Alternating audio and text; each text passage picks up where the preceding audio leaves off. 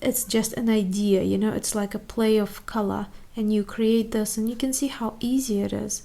So this is something that I think if you're a beginner and you want to do watercolor and you're nervous and you sort of like, oh, I don't know what I'm gonna do, you do something like this, and this will boost your self-esteem as a painter enough so then you can start trying other things. Hi, welcome back to my channel. Today's video is going to be the sunset video, and you can see the most beautiful sunset right behind me with these amazing vivid colors, right? So in this video I will show you how to paint not one or two but whole 3 sunset watercolor landscapes. I will work on all of them simultaneously, so please make sure to watch till the end so that you get the most out of this tutorial. One will be a little bit more for, how should I put it, people who had a little bit of practice with using paint brushes and watercolor paint. Another one will be for people who have tried watercolor before, maybe feel a little bit unsure about what they're doing, but overall had a little bit of practice. And one more landscape which will be perfect for anyone, even complete beginners, people who never really used watercolor before, feel a little bit scared to use the brush and so on. So whatever level you are, this will be the perfect tutorial for you. Okay, so let's start. So I've got a few different pieces of paper here that I'm going to work on, and one of those I'm going to make a more precise representation with architectural structure, and then these two I will show you how you can create a very beautiful sunset landscapes, but using your imagination and using information from different images that can inspire you, sort of like a gathered image. So for this one I'm going to do a sunsetty landscape, and again I'll keep them quite small. What I'm going to do first is I'm going to mark the line of horizon on here, and then I'm going to mark all the major areas that I might need, you know, and pencil lines to carry on when I'm painting this.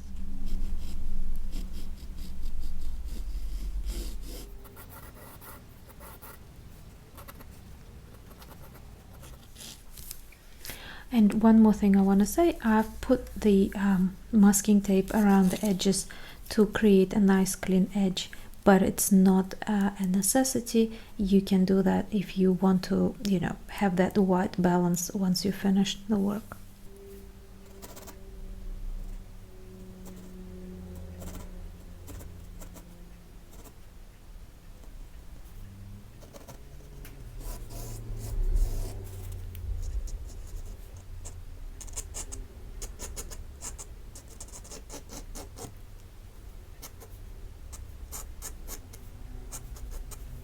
Okay, so far I've sketched just roughly all the lines and marked everything down just to make it easier when I'm applying the color, and I've also marked a little bit of the reflection. Now for these two I am not going to do that because I'm going to show you how you can create more of the imagination driven sunset landscapes, and can be a really cool exercise as well, just to do it for fun. I will start with this one, and I'm going to use this brush. I will leave the links for the materials and the video. So this is a synthetic squirrel from DaVinci brushes, which is really good because it holds a lot of water just like a real squirrel, and then it also comes to the point. In fact, it comes to the point even a little bit better, and it holds its shape, snaps back into shape a little bit better than the actual real squirrel. So I will leave the links for those of you who are interested. Okay, so first thing I want to do is I want to make sure that my paper is reasonably soaked. If you are working on the larger, you know, artwork, then perhaps you could use a larger brush or even a damp rug or something like that to give a real good sort of a scrub all over. And the reason why it's good to sort of go, you know, reasonably intense, you see how I'm sort of scrubbing that on, I'm not just gently applying it, is because sometimes when you go in the shop and you buy paper, people handle it with their hands, and sometimes you can get those fingerprints. They're not really much, but when you're painting, it can make water a little bit more resistant on some areas, but giving it a good sort of a little scrub evens everything out. So I'm gonna go for the ultramarine blue, and this is a reasonably light colored sunset, so it's, I mean, all sunsets are quite intense, but this one is a little bit on the softer side in some areas. And that's another thing, you can always play with your sunset, because if you intensify the colors, you get that really rich, vivid, very strong coloration. And then if you go for something quite soft, that's a bit too intense. Although do remember that when watercolor dries, it becomes a little bit less intense, so the colors that you see now are going to be even less intense when they dry. If you are enjoying this video, please make sure to check out my Patreon page. We're starting from $2 a month. You can support my channel, and from $8 get access to all the extra videos, tutorials, follow along videos, and many other relaxing things.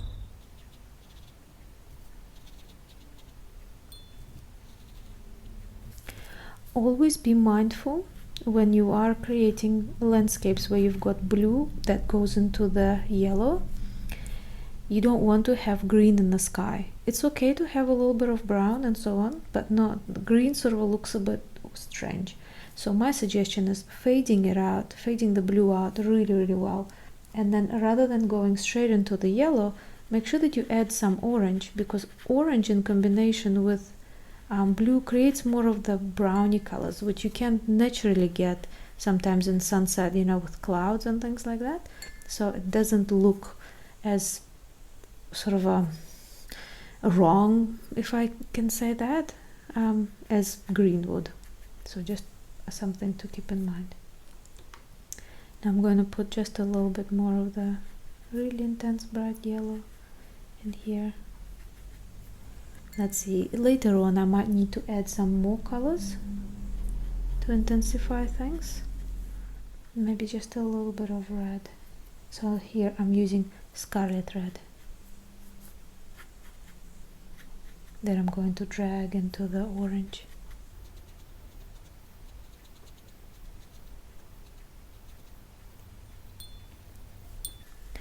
Now I'm going to go over this again with water, because as you can see that sort of got reabsorbed a little bit and dried up a bit more.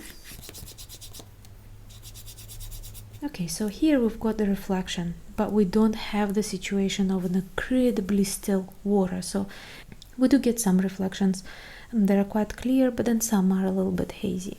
So that's what I'm going to do as well at this stage. So I'm going to use all the same colors that I've used up here to place on the water.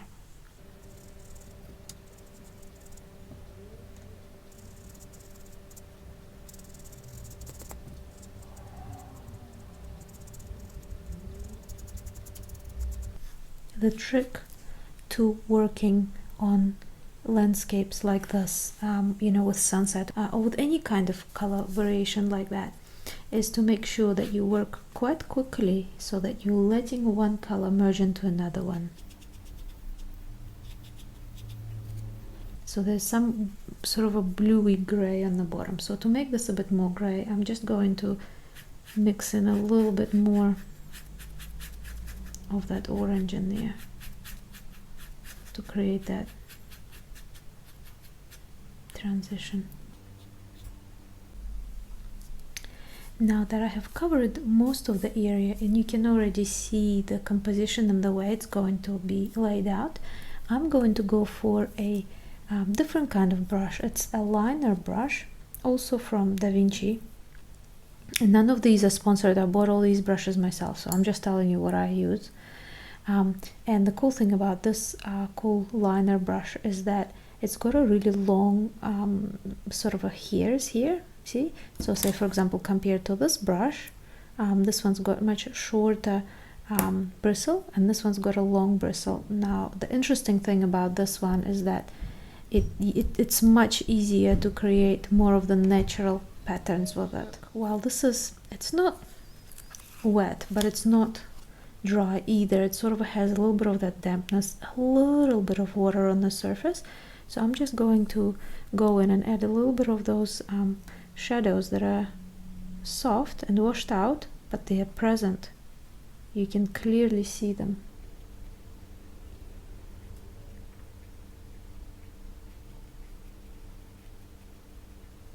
Another beautiful thing about brushes like this is because it's quite long, it's got a small tip, but it's got a good reservoir for holding extra water as well.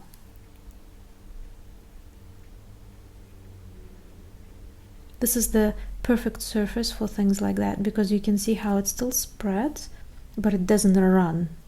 So this is what you want for things like this, creating those reflections in the water.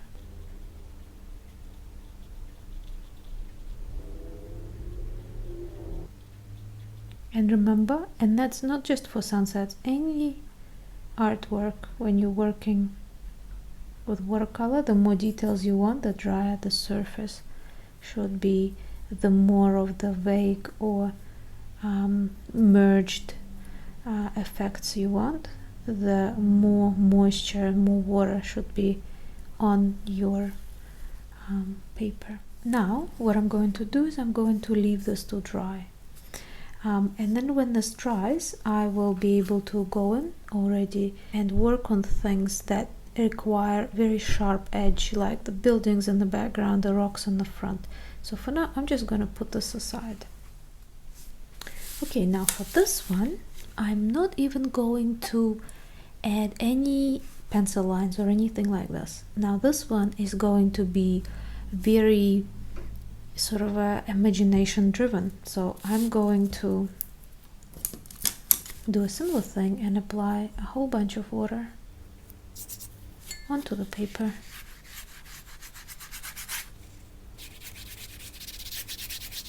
Giving it a nice scrub.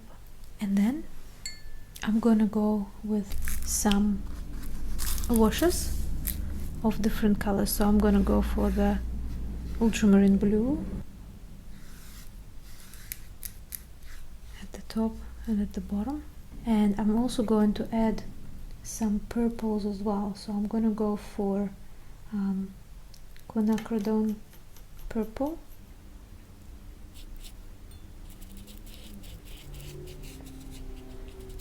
because I've got water as well in this image.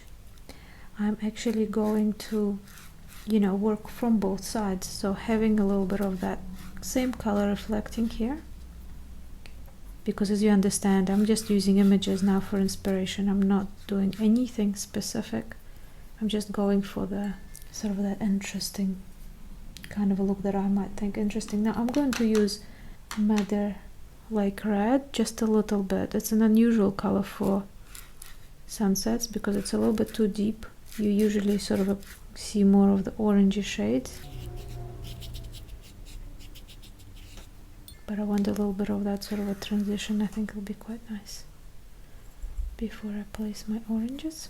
And then I'm going for transparent pyrrole orange. So this is color from Core, so they're really strong. You see how vibrant they are. They're just, Core colors are quite beautiful in the way that they run and their intensity as well.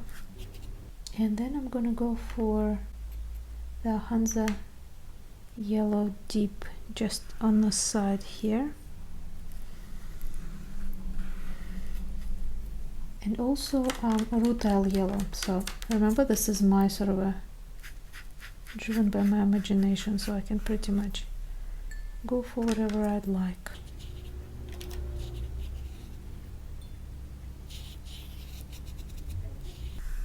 So this is just a demonstration of how easy it can be to create a beautiful artwork just by pretty much playing with color, really.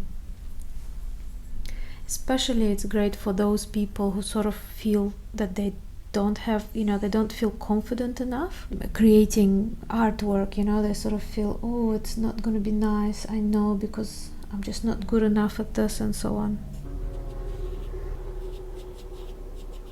So here I'm just going back in, and while this is all still wet, introducing more of those really vivid colors. The only thing to remember, you can use anything. You can do blue and yellow, you can do just reds and oranges, you can do whatever you like. The only thing to remember here really is that if you've got water and you've got the reflection, you would get a very similar representation down here of what you've got up there. You know, so like for example, if you've got red there, you can't just only have blue. So that's the only thing to remember, and really you just feel free to do whatever you want. Also with water, sometimes water can be a little bit darker and murkier, and sometimes you can have sort of a little bit more of the texture going through, but you don't have to. Remember, this is not anything specific, this is just your imagination.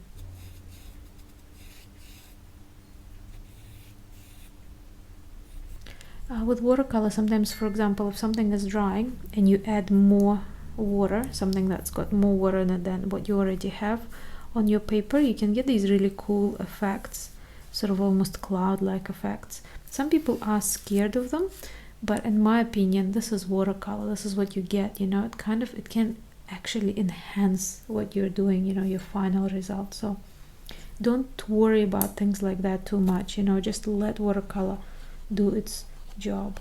So I'm going to leave this aside to dry now, and now I am going to work on this one. I'm going to use different colors. So if here I had a lot of oranges and sort of reds, here I'm going to go for a different kind of a blue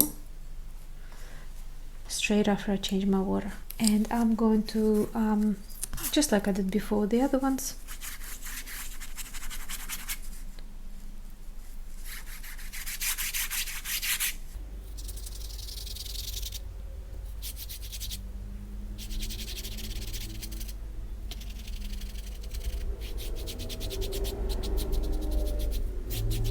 add some water and give it a good sort of a little scrub around. I mean, you have to do it gently enough because you don't want to ruin your brushes. You don't want to go, and or unless you want to do this, then make sure you use brushes that are not you know, not as nice as this one, but just a little scrubbing is good. And I call it scrubbing, it's not really scrubbing, it's just, well, you saw it. That's that. So I'm going to use colors that are just a little bit more unusual for the sunset this time again. So colors that are, well, really, when I say unusual, there isn't really anything that's highly unusual, but you know, you can see something that's a bit more common and something that's a little bit less common, should I say. So I'm using cerulean blue hue from Schmincke, which is pretty much, if you've got any kind of phthalo blue, that would work as well. And next I am going to use cobalt turquoise.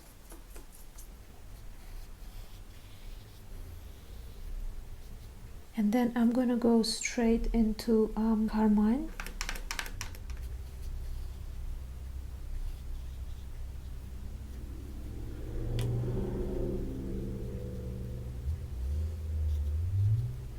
And you see how watercolor can do its job for you with these beautiful run-ins.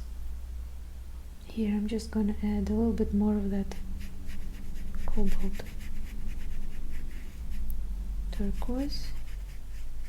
And with this little one, I want to have really sort of a strange, very intense colors.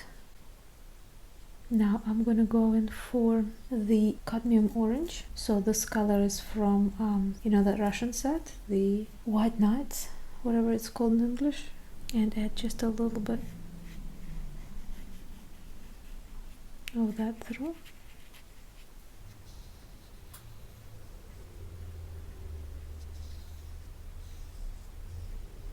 And then I'm gonna add some rutile yellow as well, but in a sort of in a reasonably soft kind of a way. I quite like this color to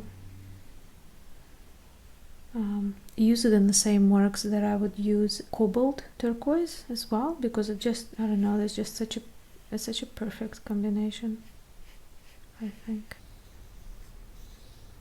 You see these lines happening because the paint is drying up a little bit. So if you don't want for that to happen, which I think it works absolutely well for this because this is water, make sure that you add some moisture. You don't let that dry. So these are like dry edges. That's why that happens, which again sometimes can be a beautiful result, something that you actually want to create. And now I'm just going to use water to just wash it out and keep that part there quite light. So now it's time to leave this to dry. So you see how I'm pretty much just playing with color, and that's the beauty of it. It's so much fun to do it. It's like a therapy in a way. Okay, so let's leave this alone to dry, and let's have a look at this little one. Because it's already dry, I can start working with the silhouettes. So now it's that's pretty much the essence of the sunset landscape, is that you've got these beautiful rich colors, and then you've got these silhouettes that happen as they appear, pretty much black next to the background. Okay, so I don't really need to change water for this one because we could be using lots of dark colors. So I'm just gonna go for Mars black, and also because it is a little bit hazy, kind of, even though it's black, it's a little bit hazy, I'm going to go for neutral tint to mix with the black, which is, neutral tint is also black, but it's, rather than just having that black pigment, it's made up of mixture of colors. You can mix it up yourself, but sometimes, you know, when there's like 5 colors mixed together, it's just easier to have that color already pre-mixed for you. Okay, so now let's have a look at some of the things that this is touch dry. I can still feel that the paper is damp, but it is touch dry. So now I'm going to start looking at these buildings. And just popping all of those different shapes in. And filling everything else as well. So the cool thing about working with sunset landscapes like this is that you can pretty much create your own sunset landscape of anything. All you need to do is A, come up with background colors that you want to create, and B, have something like a silhouette that you want to place against it. And that can be anything. I mean, you can put African animals to create that sort of an African, you know, like a landscape. You can put palm trees and have a really sort of a Pacific kind of a look to it. You can, you know, you can put little boats, you can put grass, you can put people, you can put, you know, horses, anything you want, anything absolutely that pops into your head. Buildings, cityscapes, anything.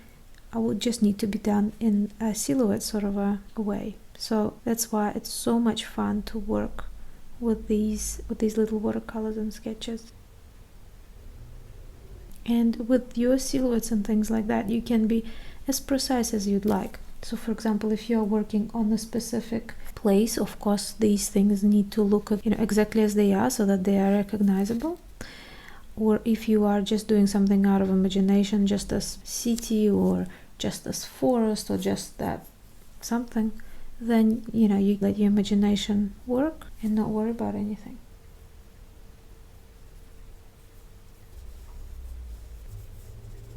And now I'm looking at everything that's a little bit darker and that's a little bit stronger, and adding that in, you know, those areas that I didn't want to spread around.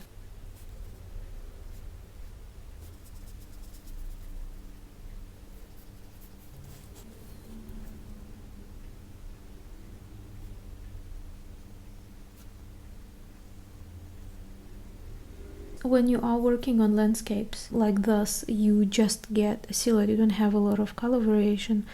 It always pays to look a little bit more at the detail. You don't have to have a lot of things, but the detail that you do have, I think it's quite important to put that in, because I think it makes it so much more special. It sort of gives that atmospheric effect of this clear sunset, not much wind going on, you know, it's just that very still moment that only lasts for a few moments, and then, you know, the sun sets and that's it, it just becomes dark. I think details in this situation are quite important as well.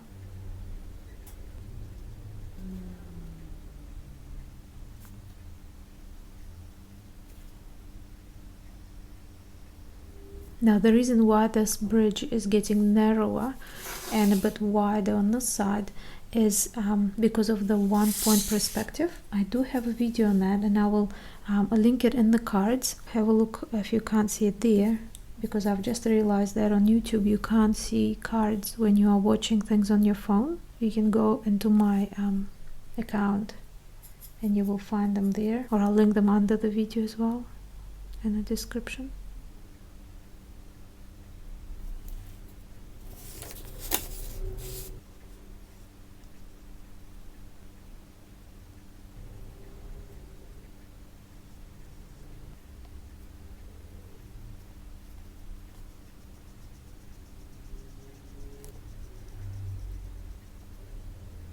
Okay, so now when the little details are done here, I would still need to do the lines, but I'll wait for this to dry. So while that is drying, I'm going to add little reflections that are a little bit more precise, that I didn't want to add while this was wet, you know, and before I had these buildings put in. Okay, so now I'm going to put these lines through. And again, this brush is perfect for making long thin lines in watercolor. I do like to use shorter brushes when I'm working with acrylics, but for watercolor this is perfect.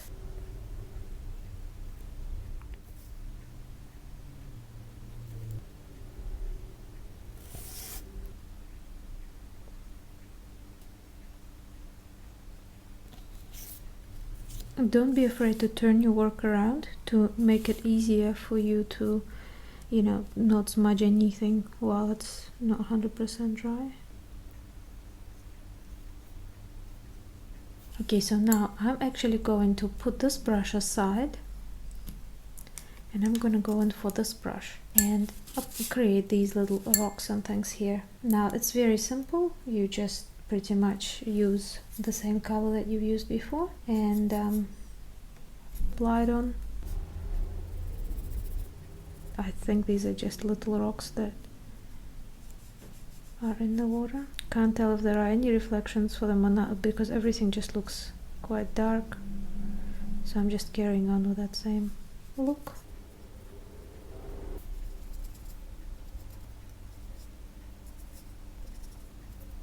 You can see how using this one compared to this one, I have to go back with this brush. I have to go back so much more often to pick up more paint, but I've got a little bit more control over it because it's shorter. The bristles are shorter. Okay, so I'd say that this is done, and I'm going to remove the masking tape.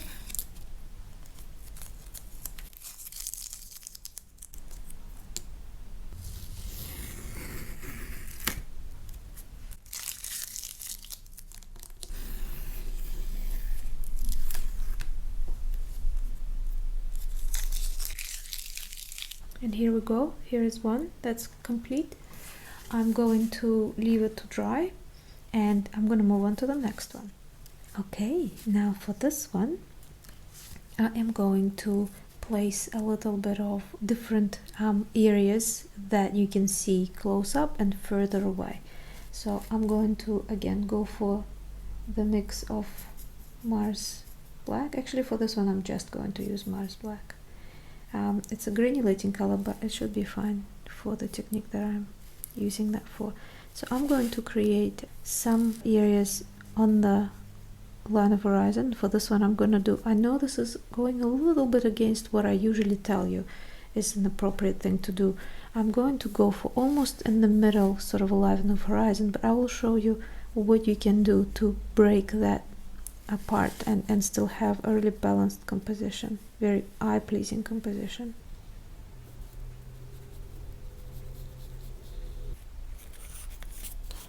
So I'm going to just create these. And remember, this is the imaginary one, so I'm just creating this very strange sort of a landscape. So here I'm creating the background. Whatever this might be, maybe these are trees, maybe these are, doesn't really matter.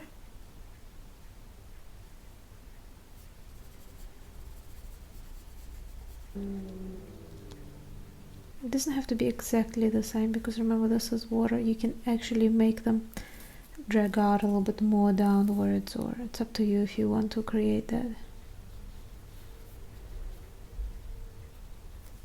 sort of a water reflection. I'm even gonna add, sort of make that color quite irregular and deeper in some areas, and do exactly the same thing here.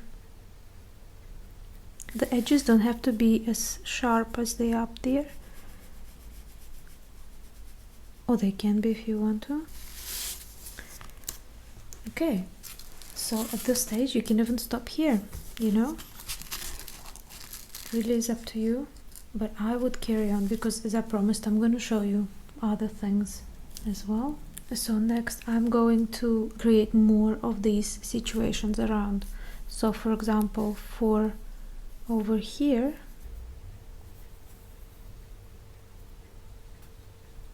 this is not the best brush for filling the spaces in, but it is perfect for the next step I'm going to do.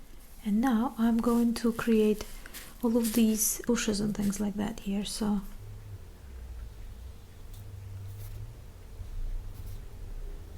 you know those plants, they're called kamыш in Russian. I don't know what they're called in English. They sort of grow next to lakes and sometimes swamps and things like that, but they create really beautiful silhouettes.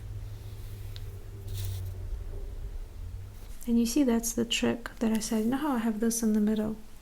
Now the one thing that can break that through is having something that crosses both of these planes, so that sort of neutralizes it.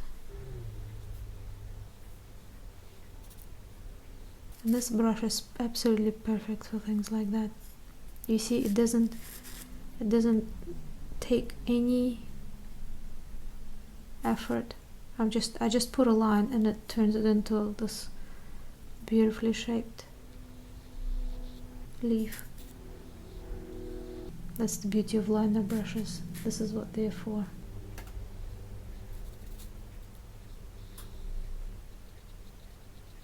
And here I'm just going to create this sort of grass. Again, I'm just flicking the brush, really. This is why I said this is perfect for beginners. These things look so complicated, but they're not. They're very easy to do.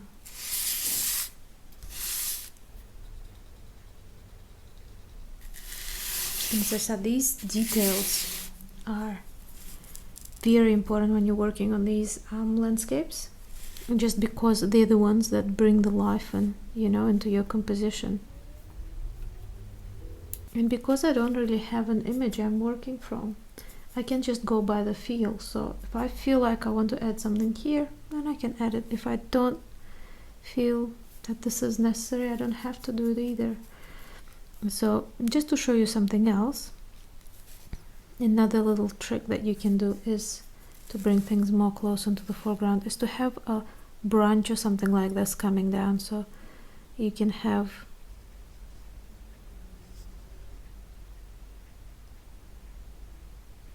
and say you can have a little bird or something like that sitting there, you know, to bring a little bit of life to this.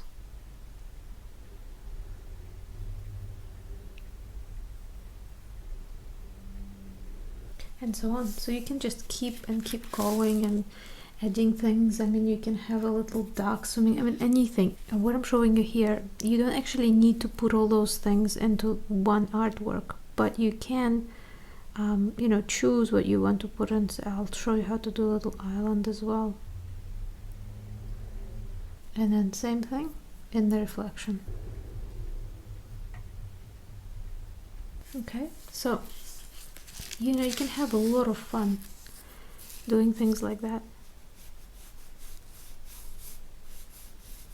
You can have little ripples on the water showing. Okay, so it's just one of those things that you can experiment with. And as I said, if you're really scared of trying things out, these things can be quite cool, because it doesn't matter what you do, it's going to look cool. It might look a bit more abstract, or it might look a bit more realistic, or something else, but you will always get a very interesting effect at the end.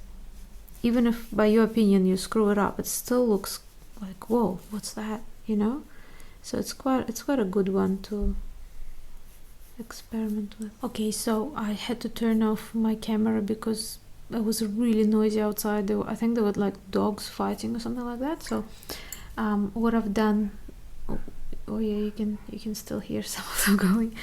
So what I've done is I have I've just carried on with this line through here and just extended this one a little bit more as well. But now I think this is probably done, so I'm just going to remove the masking tape for this one so you can see this little artwork. So here's a little thing. Feel free to use whatever you want to use in your artwork and add things. You might just do that, or you might just do this. It's up to you, but this is another little sort of a idea that you can work on.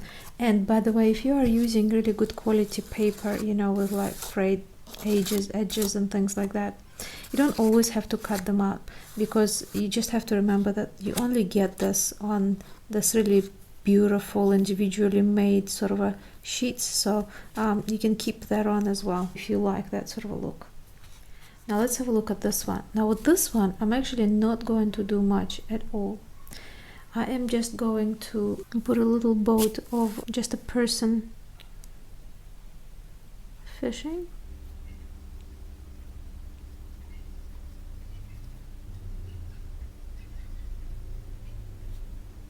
Let's give him a hat.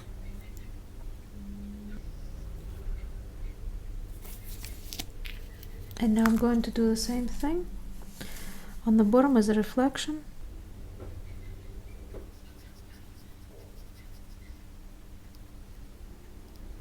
You can go into surrealism and just not put the person in. The boat's reflecting, but the person is a ghost or something like that. It can be quite cool too.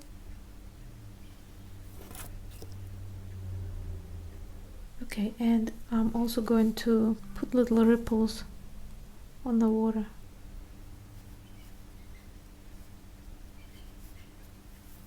And that's pretty much it.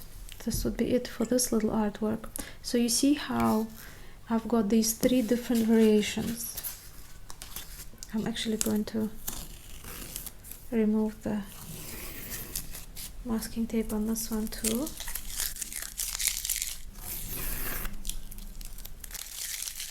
Actually, I'll add a little bird to this composition, just in the sky, like that. You know how the Moses say, less is more? So I think this is the situation with this artwork. It's just enough what I've got here. So what you can see here is that I've got 3 different paintings, all done in a very similar way, but they all have a very different feel about them. Like for example, this one here has a really soft, subtle sunsetty shades with very precise, very placeable location. I had to follow quite closely to what it looks like in real life, so that this actually has that representation.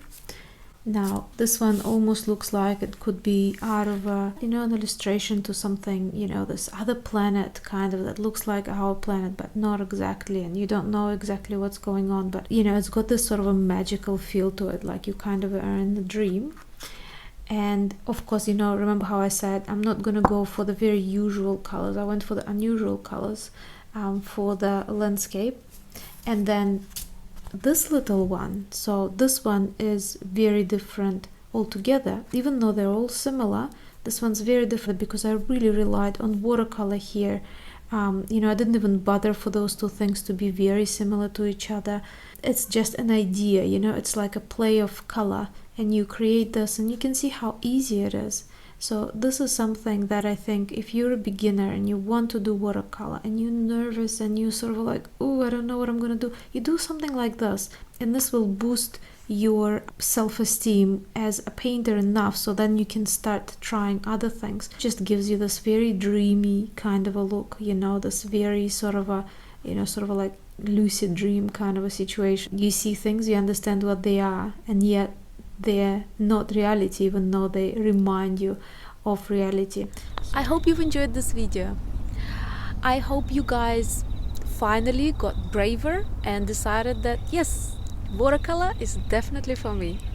Let me know in the comments what you think. If you enjoyed this video, if you would like more videos like this, and I would like to take this chance to say a big huge thank you to my patrons who are already supporting me on Patreon, because without my patrons so many of these videos just would not be possible, with all of the equipment and all of the materials that I can purchase with their support. So please go over there and check it out. You might like it there too. I hope you guys have a wonderful day or night, and thank you so much for painting with me.